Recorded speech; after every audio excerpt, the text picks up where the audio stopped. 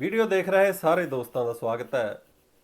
ਤਰੀਕ ਹੈ ਅੱਜ 11 ਫਰਵਰੀ 2021 ਤੇ ਅੱਜ ਗੱਲ ਕਰਦੇ ਹਾਂ ਆਪਾਂ ਜੀ ਜਿਹੜਾ ਭਾਰਤ ਦੇ ਗੁਆਂਢ ਦੇ ਵਿੱਚ ਪਿਛਲੇ ਹਫਤੇ ਮਿਲਟਰੀ ਨੇ ਜਿਹੜਾ ਇੱਕ ਲੋਕਤੰਤਰੀ ਸਰਕਾਰ ਸੀ ਜੀ, ਲੋਕਤੰਤਰਿਕ ਵੇ ਨਾਲ ਚੁਣੀ ਹੋਈ ਸਰਕਾਰ, ਉਹਦਾ ਤਖਤ ਆ ਜਿਹੜਾ ਪਲਟਿਆ। ਸੋ ਪਿਛਲੇ ਸੋਮਵਾਰ ਨੂੰ ਇਹ ਹੋਇਆ। ਸਵੇਰੇ ਇੰਟਰਨੈਟ ਦੀ ਸਪੀਡ ਘਟਾਤੀ ਗਈ, ਟੀਵੀ ਚੈਨਲਾਂ ਜਿਹੜੇ ਉਹ ਬੰਦ ਕਰਤੇ ਗਏ ਜੀ ਸਾਰੇ। ਸਿਰਫ ਮਿਲਟਰੀ ਦਾ ਜਿਹੜਾ ਟੀਵੀ ਚੈਨਲ ਉਹ ਚੱਲਦਾ ਸੀ, ਜਿਹਦੇ ਉੱਤੇ ਜਿਹੜਾ ਅਨਾਉਂਸ ਆ ਫਿਰ ਉਹਨਾਂ ਨੇ ਕੀਤਾ ਹੈ ਵੀ 1 ਸਾਲ ਵਾਸਤੇ ਮਿਲਟਰੀ ਜਿਹੜੀ ਸਾਰੇ ਮਿਆਂਮਾਰ ਦਾ ਜਾਂ ਬਰਮਾ ਦਾ ਕੰਟਰੋਲ ਆ ਜਿਹੜਾ ਉਹ ਲੈ ਰਹੀ ਹੈ। ਰਾਤ ਨੂੰ ਗ੍ਰਿਫਤਾਰੀਆਂ ਹੋਈਆਂ। ਜਿਹੜੀ ਜਿਹੜੀ ਓਆਂਗ ਸੈਨ ਸੂਚੀ ਸੀ ਜਿਹੜੀ ਉੱਥੇ ਦੀ ਪ੍ਰਧਾਨ ਮੰਤਰੀ, ਜਿਹਨੂੰ ਹਟਾਇਆ ਗਿਆ, ਉਹਦੀ ਗ੍ਰਿਫਤਾਰੀ ਹੋਈ ਹੈ। ਉਹਦੇ ਕਈ ਨੇੜੇ ਦੇ ਜਿਹੜੇ ਲੀਡਰ ਹੈ ਜਾਂ ਮਿਨਿਸਟਰ ਸੀ ਜੀ, ਉਹਨਾਂ ਦੀਆਂ ਜਿਹੜੀਆਂ ਗ੍ਰਿਫਤਾਰੀਆਂ ਰਾਤ ਨੂੰ ਹੋਈਆਂ। ਸੋ ਇੱਕ ਕੇਸ ਵੀ ਦਰਜ ਕਰਨਾ ਹੁੰਦਾ ਹੈ। ਕੇਸ ਅਕਸਰ ਕਰਪਸ਼ਨ ਦੇ ਕਰ ਲਏ ਕਰਦੇ ਆ, ਜਦ ਤੱਕ ਤਾਂ ਪਲਟਦਾ ਜਾਂ ਕੋਈ ਇੱਦਾਂ ਦਾ ਕੋਈ ਬਹਾਨਾ ਬਣਾ ਲਿਆ ਜਾਂਦਾ। ਇੱਥੇ ਬਹਾਨਾ ਬਣਾਇਆ ਗਿਆ ਵੀ ਕੁਝ ਵੌਕੀ ਟੋਕੀ ਇੰਪੋਰਟ ਕਰਾਈਆਂ ਗਈਆਂ ਸੀ ਜੀ, ਉਹ ਕੁਝ ਲੀਗਲ ਤਰੀਕੇ ਨਾਲ ਜਿਹੜੀਆਂ ਇੰਪੋਰਟ ਨਹੀਂ ਕਰਾਈਆਂ ਸੂਚੀ ਨੇ, ਉਹਦੇ ਕਰਕੇ ਜਿਹੜੀ ਉਹਦੀ ਗ੍ਰਿਫਤਾਰੀ ਹੈ ਉਹ ਕੀਤੀ ਗਈ ਹੈ। ਸੋ ਜਿਹੜਾ ਜਿਹਨੇ ਕਬਜ਼ਾ ਕਰਿਆ, ਕਮਾਂਡਰ ਇਨ ਚੀਫ ਹੈ ਜਿਹੜਾ ਉੱਥੇ ਦਾ, ਉਹਦਾ ਨਾਮ ਮਿਨ ਓਆਂਗ ਲਿਆਂਗ ਉਹਦਾ ਨਾਂ ਹੈ ਜੀ, ਜਿਹਨੇ ਇਹ ਜਿਹੜਾ ਤਖਤਾ ਪਲਟਿਆ, ਮਿਲਟਰੀ ਦਾ ਚੀਫ ਹੈ ਜਿਹੜਾ ਉਸ ਵਕਤ। ਬੜਾ ਲੰਬਾ ਇਤਿਹਾਸ ਰਿਹਾ, ਬੜਾ ਲੰਬਾ ਟਾਈਮ ਮਿਲਟਰੀ ਦਾ ਰਾਜ ਬਰਮਾ 'ਤੇ ਰਿਹਾ। ਤਾਂ ਹੀ ਅਕਸਰ ਅਸੀਂ ਬਹੁਤ ਘੱਟ ਜਿਹੜੇ ਚਰਚੇ ਆ ਭਾਰਤ ਦੇ ਹੋਰ ਗੁਆਂਢੀ ਦੇਸ਼ਾਂ ਦੇ ਮੁਕਾਬਲੇ ਬਰਮਾ ਦੇ ਸੁਣਦੇ ਹਾਂ, ਕਿਉਂਕਿ ਬਹੁਤ ਆਈਸੋਲੇਟ ਜਿਹੜਾ ਇੱਕ ਤਰ੍ਹਾਂ ਦਾ ਦੇਸ਼ ਇਹ ਰਿਹਾ, ਕਿਉਂਕਿ ਬਾਕੀ ਦੁਨੀਆ ਨਾਲੋਂ ਸੰਪਰਕ ਜਿਹੜਾ ਟੁੱਟਿਆ ਰਿਹਾ। ਲਗਭਗ ਭਾਰਤ ਦੇ ਨਾਲ ਦੀ ਆਜ਼ਾਦੀ ਹੈ 1948 ਦਾ ਬ੍ਰਿਟਿਸ਼ ਰਾਜ ਰਿਹਾ ਇੱਥੇ ਵੀ ਜੀ। ਆਜ਼ਾਦੀ ਹੈ 70 ਚੋਂ ਲਗਭਗ 50 ਸਾਲ ਦੇ ਕਰੀਬ ਮਿਲਟਰੀ ਰਾਜ ਆ ਜਿਹੜਾ ਇੱਥੇ ਰਿਹਾ। ਦੂਜੀ ਵਰਲਡ ਵਾਰ ਦੇ ਵਿੱਚ ਜਾਪਾਨ ਨੇ ਇੱਕ ਵਾਰ ਇੱਥੇ ਕਬਜ਼ਾ ਕਰ ਲਿਆ ਸੀ, ਕਿਉਂਕਿ ਜਿਹੜਾ ਬ੍ਰਿਟਿਸ਼ ਰਾਜ ਰਿਹਾ ਤਾਂ ਕਰਕੇ ਭਾਰਤ ਤੇ ਬਰਮਾ ਨਾਲ ਨਾਲ ਸੀ, ਉਹ ਇੱਕੋ ਰਾਜ ਦੀ ਤਰ੍ਹਾਂ ਚੱਲਦਾ ਸੀ, ਜਿਹਦੇ ਕਰਕੇ ਬਹੁਤ ਬਰਮਾ ਦਾ ਇਤਿਹਾਸ ਦੇ ਵਿੱਚ ਅਸੀਂ ਬੜਾ ਜ਼ਿਕਰ ਸੁਣਦੇ ਹਾਂ। ਬੜੇ ਭਾਰਤੀ ਰੰਗੂਨ ਵਗੈਰਾ ਜਿਹੜਾ ਉੱਧਰ ਰਹਿੰਦੇ ਸੀ, ਜਾਂ ਬਹੁਤ ਨੂੰ ਜਿਹੜੇ ਦੇਸ਼ ਨਿਕਾਲੇ ਦਿੱਤੇ ਗਏ ਆ, ਬਹਾਦਰ ਸ਼ਾਹ ਜ਼ਫਰ ਹੋਰਾਂ ਦੀ ਗੱਲ ਹੁੰਦੀ ਹੈ ਕਿ ਉਹ ਰੰਗੂਨ ਦੇ ਵਿੱਚ ਰੱਖੇ ਗਏ ਆ। ਸੋ ਬੜਾ ਆਉਣਾ ਜਾਣਾ ਸੀ, ਬਹੁਤ ਭਾਰਤੀ ਹੈ ਜਿਹੜਾ ਬਰਮਾ ਦੇ ਵਿੱਚ ਰਹਿੰਦਾ ਸੀ ਆਜ਼ਾਦੀ ਤੱਕ। ਤੇ ਸੈਕੰਡ ਵਰਲਡ ਵਾਰ ਦੇ ਵਿੱਚ ਇੱਕ ਵਾਰ ਜਾਪਾਨ ਨੇ ਜਿਹੜਾ ਕਬਜ਼ਾ ਬਰਮਾ ਤੇ ਕਰ ਲਿਆ ਸੀ, ਪਰ ਉੱਥੇ ਦੀ ਇੱਕ ਲੋਕਲ ਆਰਮੀ ਸੀ ਜਿਹਦਾ ਮੁਖੀ ਸੀ ਜੀ ਵਾਂਗ ਸੈਨ। ਸੋ ਵਾਂਗ ਸੈਨ ਨੇ ਜਿਹੜੀਆਂ ਅਲਾਈਡ ਫੋਰਸਸ ਸੀ, ਜਿਹਦੇ ਵਿੱਚ ਬ੍ਰਿਟਿਸ਼ ਵੀ ਸੀ, ਯੂਕੇ USA ਦੀ ਮਦਦ ਦੇ ਨਾਲ ਜਾਪਾਨ ਨੂੰ ਉੱਥੇ ਹਰਾਇਆ। ਦੁਬਾਰਾ ਜਿਹੜਾ ਕਬਜ਼ਾ ਹੈ ਉਹ ਇੱਕ ਵਾਰ ਲਿਆ ਉੱਥੇ ਜੀ। ਫਿਰ ਉਸ ਤੋਂ ਬਾਅਦ ਜਦੋਂ ਆਜ਼ਾਦੀ ਹੋਈ ਆ, ਵਾਂਗ ਸੈਨ ਸੂਚੀ ਹੈ ਜਿਹੜੀ ਹਟਾਈ ਗਈ ਹੈ ਪ੍ਰਧਾਨ ਮੰਤਰੀ, ਇਹ ਉਸੇ ਵਾਂਗ ਸੈਨ ਦੀ ਧੀ ਹੈ। ਵਾਂਗ ਸੈਨ ਦੀ ਉਹਨੇ ਇੱਕ ਜਦੋਂ ਇਹ ਦੇਸ਼ ਬਣਿਆ, ਉਹਨੇ ਫੈਡਰਲਿਜ਼ਮ ਦਾ ਇੱਕ ਢਾਂਚਾ ਦਿੱਤਾ, ਕਿਉਂਕਿ ਭਾਰਤ ਵਾਂਗੂ ਇੱਥੇ ਐਥਨਿਕ ਕਮਿਊਨਿਟੀਜ਼ ਬਹੁਤ ਹੈ। 130 ਤੋਂ ਉੱਪਰ ਐਥਨਿਕ ਕਮਿਊਨਿਟੀਜ਼ ਆ। ਜਿਹੜੀ ਸਭ ਤੋਂ ਵੱਡੀ 70% ਹੈ, ਜਿਹੜੀ ਮੈਜੋਰਿਟੀ ਹੈ, ਉਹ ਬਰਮਾਜ਼ ਦੀ ਆ ਜਾਂ ਬਮਾਰਸ ਉਹਨਾਂ ਨੂੰ ਕਿਹਾ ਜਾਂਦਾ, ਉਹਨਾਂ ਦੀ ਹੈ। ਤੇ ਜਿਹੜਾ ਬਾਕੀ 30% ਹੈ, ਉਹ 130 ਤੋਂ ਵੀ ਜ਼ਿਆਦਾ ਕਮਿਊਨਿਟੀਆਂ ਜਿਹੜੀਆਂ ਮਿਨੋਰਿਟੀਜ਼ ਦੇ ਵਿੱਚ ਉੱਥੇ ਰਹਿਣੀਆਂ, ਜਿਨ੍ਹਾਂ ਦੇ ਵਿੱਚੋਂ ਇੱਕ ਜੇਕਰ ਆ ਜਿਹੜਾ ਆਮ ਰੋਹਿੰਗਿਆ ਮੁਸਲਮਾਨਾਂ ਦਾ ਚੱਲਦਾ ਰਿਹਾ, ਉਹ ਵੀ ਇੱਕ ਮਿਨੋਰਿਟੀ ਹੈ ਇੱਥੇ। ਸੋ ਆਂਗ ਸੈਨ ਨੇ ਉਹ ਫੈਡਰਲਿਜ਼ਮ ਦਾ ਢਾਂਚਾ ਇਸ ਤਰ੍ਹਾਂ ਦਿੱਤਾ ਸੀ ਵੀ ਆਪਾਂ ਜਿਹੜੇ ਛੋਟੇ ਗਰੁੱਪ ਆ ਉਹ ਆਪਣੇ ਆਪਣੇ ਏਰੀਏ 'ਚ ਰਾਜ ਕਰਨਗੇ, ਆਪਾਂ ਇਕੱਠੇ ਹੋ ਕੇ ਇੱਕ ਦੇਸ਼ ਆ ਜਿਹੜਾ ਉਹ ਚਲਾਵਾਂਗੇ। ਸੋ ਪਰ ਉਸ ਤੋਂ ਬਾਅਦ ਵਾਂਗ ਸੈਨ ਦੀ ਜਿਹੜੀ ਹੱਤਿਆ ਹੋਈ ਹੈ, 48 ਤੋਂ ਲੈ ਕੇ 62 ਤੱਕ ਬਰਮਾ ਦੇ ਵਿੱਚ ਜਿਹੜੀ ਡੈਮੋਕ੍ਰੇਸੀ ਉਹ ਰਹੀ ਹੈ। 62 ਦੇ ਵਿੱਚ ਜਾ ਕੇ ਪਹਿਲਾ ਤਖਤ ਆ ਜਿਹੜਾ ਮਿਲਟਰੀ ਨੇ ਪਲਟਿਆ, ਕਿਉਂਕਿ ਉਹ ਫੈਡਰਲਿਜ਼ਮ ਦਾ ਢਾਂਚਾ ਜਿਹੜਾ ਵਾਂਗ ਸੈਨ ਨੇ ਦਿੱਤਾ ਸੀ ਉਹ ਲਾਗੂ ਨਹੀਂ ਸੀ ਕੀਤਾ ਗਿਆ। ਛੋਟੇ ਗਰੁੱਪਾਂ ਜਿਹੜੇ ਉਹਦੀ ਮੰਗ ਕਰਦੇ ਸੀ, ਜਿਹੜੇ ਮਿਨੋਰਿਟੀਜ਼ ਸੀ ਵੀ ਸਾਨੂੰ ਸਾਡੇ ਹੱਕ ਆ ਜਿਹੜੇ ਸਾਡੇ ਏਰੀਏ ਦੇ ਵਿੱਚ ਦਿੱਤੇ ਜਾਣੇ ਚਾਹੀਦੇ ਆ, ਇਹਦੇ ਕਰਕੇ ਉੱਥੇ ਜਿਹੜੀ ਲੜਾਈ ਹੈ, ਇੱਕ ਸਿਵਲ ਵਾਰ ਜਿਹੜੀ ਡੋਮੈਸਟਿਕ ਵਾਰ ਉੱਥੇ ਚੱਲਦੀ ਰਹੀ ਹੈ। ਤੇ ਹੁਣ ਤੱਕ ਉਹ ਜਿਹੜੀ ਚੱਲੀ ਆ, ਉਹ ਜਿਹੜਾ ਮਾਹੌਲ ਆ ਉਹ ਖਰਾਬ ਸੀ। ਉਹ ਬਹਾਨਾ ਮਿਲਟਰੀ ਨੇ ਉਦੋਂ ਬਣਾਇਆ ਸੀ ਵੀ ਇਹ ਜਿਹੜੀ ਵਾਰ ਹੈ ਦੇਸ਼ ਦੇ ਅੰਦਰ ਚੱਲਦੀ ਹੈ, ਰੁਕ ਨਹੀਂ ਰਹੀ, ਤਾਂ ਕਰਕੇ ਮਿਲਟਰੀ ਨੂੰ ਜਿਹੜਾ ਕਬਜ਼ਾ 1962 ਦੇ ਵਿੱਚ ਲੈਣਾ ਪੈ ਰਿਹਾ। ਸੋ ਉਦੋਂ ਸ਼ੁਰੂ ਹੋਇਆ ਜੀ ਲੰਬਾ ਜਿਹੜਾ ਮਿਲਟਰੀ ਦਾ ਰਾਜ, ਲਗਭਗ 50 ਸਾਲ ਦਾ। 3 ਡਿਕਟੇਟਰ, 3 ਫੌਜ ਦੇ ਅਫਸਰਾਂ ਨੇ ਜਿਹੜਾ ਰਾਜ ਉਸ ਟਾਈਮ ਦੇ ਵਿੱਚ ਕਰਿਆ ਜੀ, ਜਿਨ੍ਹਾਂ 'ਚ ਸਭ ਤੋਂ ਪਹਿਲਾ ਨਾਂ ਨੀ ਵਿਨ ਦਾ ਆਉਂਦਾ ਹੈ, ਜਿਹਨੇ 1962 ਤੋਂ ਲੈ ਕੇ 1981 ਤੱਕ ਰਾਜ ਕਰਿਆ। ਫਿਰ 100 ਮੈਨੀ ਦਾ 1987 ਤੱਕ 88 ਤੱਕ ਰਾਜ ਕਰਿਆ। ਤੇ 100 ਮੈਨੀ ਦਾ ਆਉਂਦਾ ਜਿਨ੍ਹਾਂ ਨੇ 88 ਤੋਂ ਲੈ ਕੇ 92 ਤੱਕ ਰਾਜ ਕਰਿਆ। ਫਿਰ ਥੈਨ ਸ਼ਵੈਦ ਆਉਂਦਾ ਹੈ ਜਿਹਨੇ 92 ਤੋਂ ਲੈ ਕੇ 2011 ਤੱਕ ਰਾਜ ਕਰਿਆ। ਸੋ 1962 ਜਦੋਂ ਤਖਤਾ ਪਲਟਿਆ, ਉਦੋਂ ਜਿੰਨੀ ਵੀ ਜਿਹੜੀ ਪ੍ਰਾਈਵੇਟ ਪ੍ਰੋਪਰਟੀ ਸੀ ਸਾਰੀ ਤੇ ਜਿਹੜਾ ਕਬਜ਼ਾ ਹੈ ਉਹ ਮਿਲਟਰੀ ਨੇ ਕਰ ਲਿਆ ਸਰਕਾਰੀ। ਤੇ ਜਿੰਨੇ ਫੋਰਨਰਸ ਉੱਥੇ ਰਹਿੰਦੇ ਸੀ ਉਹ ਸਾਰੇ ਉੱਥੋਂ ਭਜਾ ਤੇ ਗਏ, ਜਿਨ੍ਹਾਂ ਦੇ ਵਿੱਚ ਭਾਰਤੀ ਲੋਕ ਵੀ ਇੱਥੋਂ ਭਜਾਏ ਗਏ ਆ। ਤੇ ਇੱਕ ਤਰ੍ਹਾਂ ਨਾਲ ਇਹ ਸਾਰੀ ਦੁਨੀਆ ਨਾਲੋਂ ਟੁੱਟ ਕੇ ਇਹ ਦੇਸ਼ ਰਹਿ ਗਿਆ। ਸਾਰੀ ਦੁਨੀਆ ਨੇ ਨਾਤੇ ਆ ਜਿਹੜੇ ਇਸ ਤਖਤਾ ਪਲਟਣ ਤੋਂ ਬਾਅਦ ਇਸ ਦੇਸ਼ ਨਾਲੋਂ ਤੋੜ ਲਏ। ਉਹ ਇੱਕ ਅਲੱਗ ਜਿਹਾ ਹੋ ਕੇ ਰਹਿ ਗਿਆ। ਇਕਨੋਮੀ ਦਾ ਬਹੁਤ ਬੁਰਾ ਹਾਲ ਹੋਇਆ, ਅਰਥਚਾਰੇ ਦਾ, ਤੇ ਨਾਲ ਨਾਲ ਜਿਹੜੀਆਂ ਸਹੂਲਤਾਂ ਲੋਕਾਂ ਨੂੰ ਉਹ ਵੀ ਨਹੀਂ ਮਿਲੀਆਂ। ਸੋ ਇੱਕ ਡਿਕਟੇਟਰਸ਼ਿਪ ਆ ਜਿਹੜੀ ਉੱਥੇ ਜਿਹੜੀ ਚਾਲੂ ਉਹ ਚੱਲਦੀ ਰਹੀ। ਮੋਦੀ ਜੀ ਦਾ ਜ਼ਿਕਰ ਕਰਦੇ ਹਾਂ ਆਪਾਂ, ਨੋਟਬੰਦੀ ਦਾ, ਡੀਮੋਨਟਾਈਜੇਸ਼ਨ ਦਾ। ਇੱਕ ਵਾਰ ਕਰੀਏ ਸਾਰਾ ਦੇਸ਼ ਹਿੱਲ ਕੇ ਰਹਿ ਗਿਆ। ਜਿਹੜਾ ਨੇ ਬਿਨ ਹੈ ਜੀ, ਉਹਨੇ 3 ਵਾਰ ਜਿਹੜੀ ਡੀਮੋਨਟਾਈਜੇਸ਼ਨ ਉੱਥੇ ਕਰੀ ਹੈ। 1987 ਦੇ ਵਿੱਚ 9 ਤਰ੍ਹਾਂ ਦੇ ਨਵੇਂ ਨੋਟ ਉਹਨੇ ਲਿਆਂਦੇ, ਜਿਨ੍ਹਾਂ ਦੇ ਵਿੱਚ ਇੱਕ 45 ਦਾ ਨੋਟ ਸੀ ਉੱਥੇ ਦੀ ਕਰੰਸੀ ਦਾ, ਇੱਕ 90 ਦਾ ਨੋਟ ਸੀ। ਸਾਰੀ ਦੁਨੀਆ ਦੀਆਂ ਕਰੰਸੀਆਂ 'ਚ ਦੇਖ ਲਓ, ਤੁਹਾਨੂੰ 45 ਦਾ ਨੋਟ ਆ ਜਿਹੜਾ ਕਿਤੇ ਨਹੀਂ ਮਿਲੂਗਾ, 90 ਦਾ ਨੋਟ ਆ ਜਿਹੜਾ ਕਿਤੇ ਨਹੀਂ ਮਿਲੂਗਾ। ਕਾਰਨ ਕੀ ਸੀ? ਇੱਕ ਜੋਤਸ਼ੀ ਨੇ ਨੇਵਿਨ ਨੂੰ ਕਿਹਾ ਸੀ ਵੀ 9 ਨੰਬਰ ਤੇਰੇ ਵਾਸਤੇ ਜਿਹੜਾ ਲੱਕੀ ਬਹੁਤ ਹੈ। ਤੇ ਹੁਣ ਜਿਹੜੀ ਨੋਟਬੰਦੀ ਕਰਨੀ ਉਹ 9 ਨੰਬਰ ਦੇ ਹਿਸਾਬ ਨਾਲ ਕਰੀ। ਉਹਨੇ 9 ਨੋਟ ਕੱਢੇ ਤੇ ਜਿਹੜੀ ਕਰੰਸੀ ਉਹ ਵੀ ਇਸ ਤਰ੍ਹਾਂ ਨਾਲ ਬਣਾਈ ਗਈ ਜਿਹੜੀ 9 ਨਾਲ ਮਲਟੀਪਲਾਈ ਅੱਗੇ ਹੁੰਦੀ ਸੀ ਜਾਂ ਡਿਵਾਈਡ ਹੁੰਦੀ ਸੀ। ਸੋ ਉਦੋਂ ਇਹ 2 ਨੋਟ ਆ ਜਿਹੜੇ ਬਣਾਏ ਗਏ। 87 ਦੀ ਡੀਮੋਨਟਾਈਜੇਸ਼ਨ ਤੋਂ ਬਾਅਦ ਆ ਜਿਹੜਾ ਬਰਮਾ ਬਹੁਤ ਬੁਰੀ ਤਰ੍ਹਾਂ ਹਿੱਲ ਗਿਆ। ਬਹੁਤ ਗਰੀਬੀ ਉੱਥੇ ਆ ਗਈ, ਭੁੱਖਮਰੀ ਫੈਲ ਗਈ। ਫਿਰ ਲੋਕ ਆ ਜਿਹੜੇ ਡੈਮੋਕ੍ਰੇਸੀ ਦੇ ਹੱਕ ਦੇ ਵਿੱਚ ਬੋਲਣ ਲੱਗੇ, ਮਿਲਟਰੀ ਤੋਂ ਬਗਾਵਤ ਇੱਕ ਤਰ੍ਹਾਂ ਨਾਲ ਕਰਨ ਲੱਗੇ, ਲੋਕ ਸੜਕਾਂ ਤੇ ਆਉਣ ਲੱਗ ਗਏ। 88 ਤੱਕ ਇਹ ਵਿਰੋਧ ਆ ਜਿਹੜਾ ਬਹੁਤ ਵੱਧਦਾ ਗਿਆ। ਅਗਸਤ 88 ਤੱਕ ਪ੍ਰੋਟੈਸਟ ਬਹੁਤ ਜ਼ਿਆਦਾ ਹੁੰਦੇ ਰਹੇ। ਤੇ 88 ਦੇ ਵਿੱਚ ਇੱਕ ਡੇਟ ਬੜੀ ਇੱਥੇ ਦੀ ਮਸ਼ਹੂਰ ਹੈ, 8888, ਯਾਨੀ ਕਿ 8 ਅਗਸਤ 1988 ਨੂੰ ਇੱਕ ਬਹੁਤ ਵੱਡਾ ਪ੍ਰੋਟੈਸਟ ਹੋਇਆ, ਜਿਹਦੇ ਵਿੱਚ ਜਿਹੜੀ ਮਿਲਟਰੀ ਹੈ ਜੀ ਉਹਨੇ ਬੜੇ ਜ਼ਾਲਮਾਨਾ ਤਰੀਕੇ ਨਾਲ ਫਾਇਰਿੰਗ ਕਰਕੇ ਬਹੁਤ ਲੋਕ ਆ ਜਿਹੜੇ ਮੌਤ ਦੇ ਘਾਟ ਉਤਾਰਤੇ। ਉਸ ਤੋਂ ਬਾਅਦ ਇਹ ਪ੍ਰੋਟੈਸਟ ਆ ਜਿਹੜਾ ਹੋਰ ਵੀ ਅਗਰੈਸਿਵ ਹੋ ਗਿਆ। ਹੁਣ ਜਦੋਂ ਇਹ ਪ੍ਰੋਟੈਸਟ ਚੱਲਦੇ ਆ, ਇੱਥੇ ਐਂਟਰੀ ਹੁੰਦੀ ਆ ਉਆਂਗ ਸੈਨ, ਜਿਹਨੂੰ ਫਾਦਰ ਆਫ ਨੇਸ਼ਨ ਕਿਹਾ ਜਾਂਦਾ ਸੀ, ਜਿਵੇਂ ਭਾਰਤ ਦਾ ਮਹਾਤਮਾ ਗਾਂਧੀ ਕਿਹਾ ਜਾਂਦਾ ਹੈ। ਉਆਂਗ ਸੈਨ ਦੀ ਧੀ ਦੀ, ਉਆਂਗ ਸੈਨ ਸੂ ਚੀ ਦੀ, ਹੁਣ ਤੱਕ ਉਹ ਗਾਇਬ ਰਹੀ, ਐਬਸੈਂਟ ਰਹੀ ਬਰਮਾ 'ਚ, ਕਿਤੇ ਉਹਦਾ ਜ਼ਿਕਰ ਨਹੀਂ ਆਇਆ। ਉਹਦਾ ਕਾਰਨ ਇਹ ਸੀ ਵੀ ਜਦੋਂ ਉਹਦੇ ਫਾਦਰ ਦੀ ਪਹਿਲਾਂ ਡੈਥ ਹੋਈ ਆ, ਹੱਤਿਆ ਹੋਈ ਸੀ, ਦੇਸ਼ ਜਿਹੜਾ ਡੈਮੋਕ੍ਰੇਸੀ ਵੱਲ ਸੀ ਉਹ ਉਦੋਂ ਹੀ ਬਰਮਾ ਦੇ ਵਿੱਚੋਂ ਬਾਹਰ ਪੜ੍ਹਨ ਚਲੇ ਗਈ। ਉਹਦਾ ਕੋਈ ਇੰਟਰਸਟ ਨਹੀਂ ਸੀ ਅਸਲ ਦੇ ਵਿੱਚ। ਉਹ ਦਿੱਲੀ ਯੂਨੀਵਰਸਿਟੀ 'ਚ ਪੜ੍ਹੀ, ਉਸ ਤੋਂ ਬਾਅਦ ਉਹ ਆਕਸਫੋਰਡ ਯੂਨੀਵਰਸਿਟੀ 'ਚ ਪੜ੍ਹੀ। ਉੱਥੇ ਉਹਨੇ ਇੱਕ ਗੋਰੇ ਮੂਲ ਦੇ ਵਿਅਕਤੀ ਨਾਲ ਵਿਆਹ ਕਰਾਇਆ, ਘਰ ਵਸਾਇਆ, ਇੱਕ ਹਾਊਸ ਵਾਈਫ ਦੀ ਤਰ੍ਹਾਂ ਉੱਥੇ ਉਹ ਜਿਹੜਾ ਰਹਿੰਦੀ ਰਹੀ। ਕੋਈ ਉਹਦਾ ਬਰਮਾ 'ਚ ਬਹੁਤਾ ਆਉਣਾ ਜਾਣਾ ਜਾਂ ਦਿਲਚਸਪੀ ਹੈ ਨਹੀਂ ਸੀ।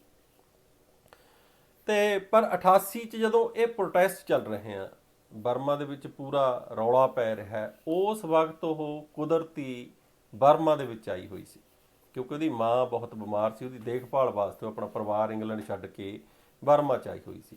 ਹੁਣ ਜਿਹੜੇ ਲੋਕ ਪ੍ਰੋਟੈਸਟ ਕਰ ਰਹੇ ਆ ਉਹਨਾਂ ਨੂੰ ਇੱਕ ਲੀਡਰ ਦੀ ਭਾਲ ਹੈ। ਸੋ ਉਹਨਾਂ ਨੂੰ ਪਤਾ ਲੱਗਿਆ ਵੀ ਫਾਦਰ ਆਫ ਨੇਸ਼ਨ ਉਆਂਗ ਸੈਨ ਦੀ ਧੀ ਆ ਜਿਹੜੀ ਇਹਨਾਂ ਦਿਨਾਂ 'ਚ ਮਿਆਂਮਾਰ 'ਚ ਹੈ। ਫਿਰ ਉਹਦੇ ਕੋਲ ਗਏ, ਉਹਨੂੰ ਅਪੀਲ ਕਰੀ ਤੇ ਉਹਨੂੰ ਦੱਸੀ ਸਾਰੀ ਸਿਚੁਏਸ਼ਨ ਕਿ ਤੂੰ ਸਾਨੂੰ ਲੀਡ ਕਰ ਤੇ ਇਹ ਪ੍ਰੋਟੈਸਟ ਨੂੰ। ਫਿਰ ਉਹਨੇ ਮੰਨੀ, ਉਹ ਮੰਨ ਗਈ ਲੀਡ ਕਰਨਾ। ਫਿਰ ਉਹਨੇ ਇੱਕ ਬਹੁਤ ਬੜੀ ਰੈਲੀ ਨੂੰ ਪਹਿਲੀ ਵਾਰ ਸੰਬੋਧਨ ਕਰਿਆ, ਜਿਹਦੇ ਵਿੱਚ 5 ਲੱਖ ਤੋਂ ਉੱਤੇ ਲੋਕ ਆ ਜਿਹੜੇ ਉਸ ਵਕਤ ਇਕੱਠੇ ਹੋਏ ਸੀ। ਸੋ ਹੁਣ ਜਿਹੜਾ ਡੈਮੋਕ੍ਰੇਸੀ ਦੀ ਹੱਕ, ਉਹਨੇ ਆਪਣੀ ਪਾਰਟੀ ਬਣਾਈ ਨੈਸ਼ਨਲ ਲੀਗ ਆਫ ਡੈਮੋਕ੍ਰੇਸੀ। ਉਸ ਵਕਤ ਜਿਹੜੀਆਂ ਵਿਰੋਧ ਪ੍ਰਦਰਸ਼ਨ ਜੀ ਉਹ ਬਹੁਤ ਤੇਜ਼ ਹੋਣ ਲੱਗੇ, ਲੋਕ ਡੈਮੋਕ੍ਰੇਸੀ ਦੀ ਮੰਗ ਕਰਨ ਲੱਗੇ। ਫਿਰ ਸਰਕਾਰ ਝੁਕੀ। 1991 ਦੇ ਵਿੱਚ ਇਲੈਕਸ਼ਨ ਸਰਕਾਰ ਨੇ ਕਰਾਤੇ, ਮਿਲਟਰੀ ਨੇ ਕਰਾਤੇ। ਇਲੈਕਸ਼ਨ ਹੋਏ, ਨੈਸ਼ਨਲ ਲੀਗ ਪਾਰਟੀ ਜਿਹੜੀ ਸੂਚੀ ਦੀ ਸੀ, ਜਿਹਨੂੰ NLD ਕਹਿੰਦੇ ਸੀ, ਉਹ ਜਿੱਤ ਗਈ।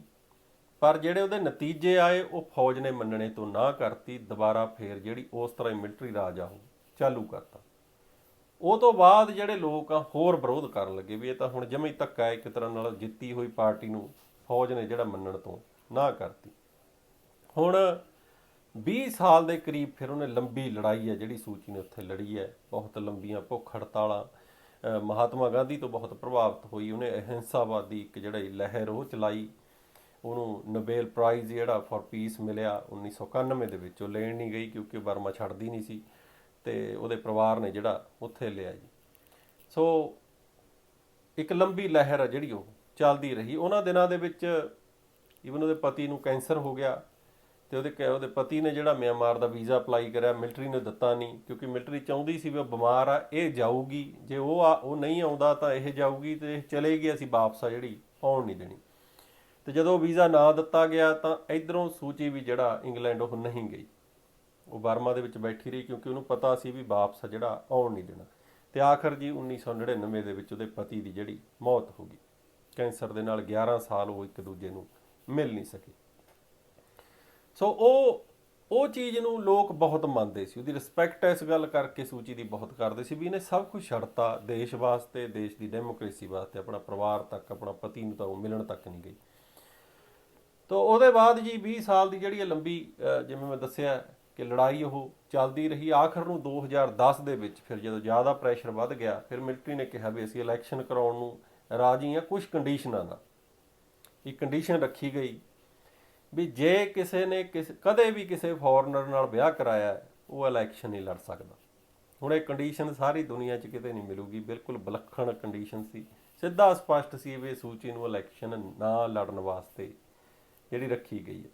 ਉਹ ਤੋਂ ਬਾਅਦ ਉਹਦੀ ਪਾਰਟੀ ਨੇ ਵਿਰੋਧ ਕਰਿਆ, ਇਹਨਾਂ ਇਲੈਕਸ਼ਨਾਂ ਦਾ ਬਾਈਕਾਟ ਕਰਿਆ 2011 ਦੇ ਵਿੱਚ। ਤੇ ਉੱਥੇ ਜੀ ਫਿਰ ਜਿਹੜੀ ਮਿਲਟਰੀ ਦੀ ਆਪਣੀ ਪਾਰਟੀ ਸੀ ਉਹ ਜਿੱਤ ਗਈ ਕਿਉਂਕਿ ਓਪੋਜੀਸ਼ਨ ਕੋਈ ਰਹੀ ਨਹੀਂ। ਤੇ 11 ਤੋਂ ਲੈ ਕੇ 15 ਤੱਕ ਉਹਨਾਂ ਨੇ ਰਾਜ ਕਰਿਆ। 2015 ਚ ਦੁਬਾਰਾ ਫਿਰ ਤੇ ਇੱਕ ਫ੍ਰੀ ਜਿਹੜੀ ਇਲੈਕਸ਼ਨ ਹੋਈ ਆ ਉਸ ਵਕਤ, ਜਿਹਦੇ ਵਿੱਚ ਸੂਚੀ ਦੀ ਪਾਰਟੀ ਜਿੱਤੀ, ਸੂਚੀ ਪ੍ਰਧਾਨ ਮੰਤਰੀ ਬਣੀ ਜੀ, ਡੈਮੋਕ੍ਰੇਸੀ ਜਿਹੜੀ ਬਹਾਲ ਹੋਈ। ਤੇ ਬਹਾਲ ਹੋਣ ਨਾਲ ਦੇਸ਼ ਤਰੱਕੀ ਇੱਕ ਤਰ੍ਹਾਂ ਨਾਲ ਕਰਨ ਲੱਗਿਆ, ਸਾਰੀ ਦੁਨੀਆ ਨਾਲ ਵਪਾਰ ਖੁੱਲਿਆ, ਉਹ ਘੁੰਮੀ, ਲੋਕਾਂ ਨੂੰ ਪ੍ਰਚਾਰਿਆ ਉਹਨੇ ਵੀ ਹੁਣ ਜਿਹੜਾ ਬਰਮਾ ਹੈ ਜੀ ਉੱਥੇ ਜਿਹੜਾ ਆਉਣਾ ਜਾਣਾ ਬਾਹਰਲੇ ਦੇਸ਼ਾਂ ਦਾ ਉਹ ਸ਼ੁਰੂ ਹੋਇਆ, ਤਰੱਕੀ ਹੋਣ ਲੱਗੀ। ਪਰ ਇਹ ਬਹੁਤਾ ਲੰਬੀ ਟਾਈਮ ਨਹੀਂ ਚੱਲੀ। 2017 ਦੇ ਵਿੱਚ ਜਾ ਕੇ ਫਿਰ ਜਿਹੜਾ ਰੋਹਿੰਗੀਆ ਮੁਸਲਮਾਨਾਂ ਦਾ ਕਤਲੇਆਮ ਹੋਇਆ, ਜੈਨੋਸਾਈਡ ਹੋਇਆ, ਉਹਦੇ ਨਾਲ ਜੀ ਇਹ ਤਰੱਕੀ ਫੇਰ ਰੁਕ ਗਈ। ਸਾਰੀ ਦੁਨੀਆ ਨੇ ਉਹਦਾ ਜਿਹੜਾ ਨੋਟਿਸ ਲੈ ਕੇ ਕਿ ਉੱਥੇ ਜਿਹੜਾ ਧੱਕਾ ਹੈ ਘੱਟ ਗਿਣਤੀ ਨਾਲ ਹੋਇਆ, ਮਿਲਟਰੀ ਨੇ ਕੀਤਾ, ਫਿਰ ਜਿਹੜੀਆਂ ਪਾਬੰਦੀਆਂ ਉਹ ਬਰਮਾ ਦੇ ਉੱਤੇ ਲਾਤੀਆਂ। ਤੇ ਈਵਨ ਕਿਉਂਕਿ ਹੁਣ ਬੇਸ਼ੱਕ ਉਹ ਕਈ ਮਿਲਟਰੀ ਦੇ ਅਫਸਰ ਵੀ ਉਹਦੇ ਵਿੱਚ ਸ਼ਾਮਲ ਸੀ, ਉਹਨਾਂ ਨੂੰ ਸਜ਼ਾਵਾਂ ਵੀ ਮਿਲੀਆਂ, ਪਰ ਜ਼ਿਆਦਾ ਕ੍ਰਿਟਿਸਿਜ਼ਮ ਹੋਣਾ ਪ੍ਰਧਾਨ ਮੰਤਰੀ ਦਾ। ਪ੍ਰਧਾਨ ਮੰਤਰੀ ਜਵਾਬਦੇਹ ਹੈ। ਇਹ ਇੰਟਰਨੈਸ਼ਨਲ ਕ੍ਰਿਮੀਨਲ ਕੋਰਟ ਦੇ ਵਿੱਚ ਸੂਚੀ ਨੂੰ ਬੁਲਾਇਆ ਗਿਆ, ਜਿੱਥੇ ਜਾ ਕੇ ਉਹਨੇ ਆਪਣੇ ਦੇਸ਼ ਦੀ, ਆਪਣੇ ਜਿਹੜੀ ਇੱਕ ਤਰ੍ਹਾਂ ਨਾਲ ਮਿਲਟਰੀ ਦੀ ਜਿਹੜੀ ਪਿੱਠ ਥਾਪੜੀ ਕਿ ਉਸ ਚੀਜ਼ ਨੂੰ ਠੀਕ ਇੱਕ ਤਰ੍ਹਾਂ ਨਾਲ ਕਰਾਰ ਉਹਨੇ ਦਿੱਤਾ, ਕਿਉਂਕਿ ਉਹ ਜਾਂ ਉਹ ਕਤਲੇਆਮ ਦੇ ਹੱਕ ਦੇ ਵਿੱਚ ਇੱਕ ਤਰ੍ਹਾਂ ਨਾਲ ਭੁਗਤ ਗਈ ਉੱਥੇ ਜਾ ਕੇ, ਜਾਂ ਉਹਨੂੰ ਭੁਗਤਣਾ ਪੈ ਗਿਆ। ਕਿਉਂਕਿ ਉਹਦੇ ਡਿਫੈਂਡਰਸ ਬਹੁਤ ਕਹਿੰਦੇ ਆ ਵੀ ਉਹ ਰਾਜ ਬੇਸ਼ੱਕ ਕਰਦੀ ਸੀ, ਪਰ ਉਹ ਜਿਹੜੇ ਸੰਵਿਧਾਨ 'ਚ ਰਾਜ ਕਰਦੀ ਸੀ ਉਹ ਮਿਲਟਰੀ ਦਾ ਫਰੇਮ ਕੀਤਾ ਹੋਇਆ ਸੀ, ਮਿਲਟਰੀ ਦਾ ਬਣਾਇਆ ਹੋਇਆ ਸੀ। ਉਹ ਸੰਵਿਧਾਨ ਕਿਆ ਕਹਿੰਦਾ ਵੀ ਜਿੰਨੀ ਫੌਜ ਹੈ, ਜਿੰਨੀ ਪੁਲਿਸ ਆ, ਉਹ ਕਮਾਂਡਰ ਇਨ ਚੀਫ ਦੇ ਅੰਡਰ ਰਹੂਗੀ, ਫੌਜ ਦੇ ਮੁਖੀ ਦੇ ਅੰਡਰ ਰਹੂਗੀ। ਸੋ ਇੱਕ ਬਹੁਤ ਵੱਡੀ ਤਾਕਤ ਆ ਜਿਹੜੀ ਫੌਜ ਮੁਖੀ ਨੇ ਆਪਣੇ ਹੱਥ ਦੇ ਵਿੱਚ ਰੱਖੀ ਹੋਈ ਸੀ।